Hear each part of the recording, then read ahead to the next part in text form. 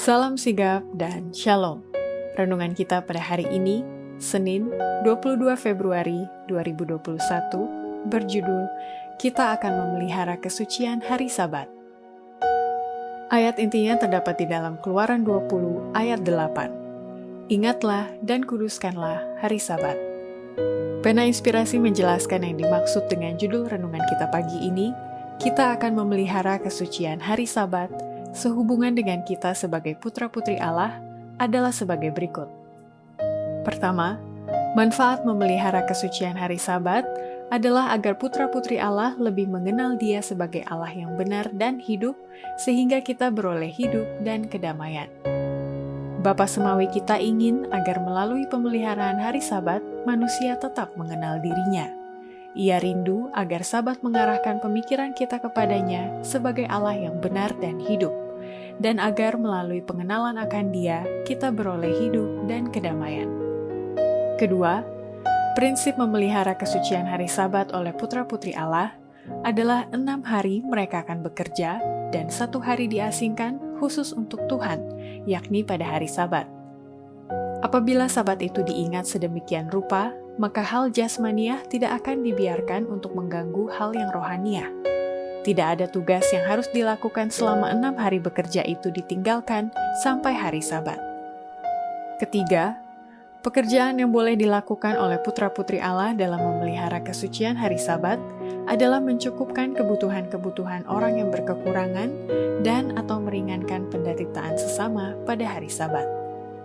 Kebutuhan-kebutuhan hidup harus dipenuhi, orang sakit harus dirawat, kebutuhan-kebutuhan orang yang berkekurangan harus dipenuhi. Orang yang lalai meringankan penderitaan sesama pada hari Sabat bukan dianggap tak bersalah.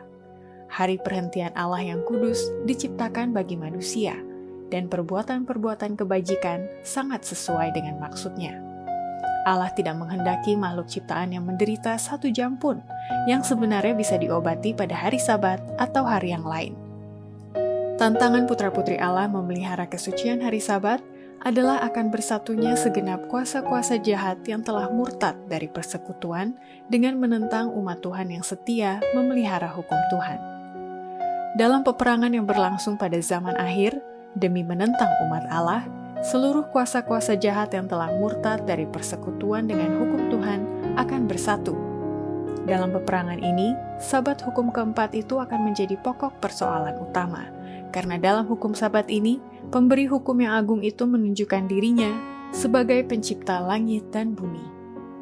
Kelima, memelihara kesucian hari Sabat oleh putra-putri Allah adalah suatu ujian kesetiaan atas hukum Allah pada saat krisis besar ke depan ini, dan orang yang meninggalkan hukum Allah akan menerima tanda binatang itu.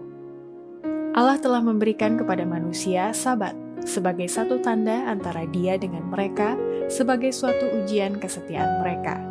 Mereka yang sesudah terang mengenai hukum Allah itu sampai kepada mereka, terus melanggar dan meninggikan hukum manusia di atas hukum Allah pada krisis besar di depan kita, akan menerima tanda binatang itu. Demikianlah renungan kita pada hari ini, kiranya Tuhan memberkati kita semua.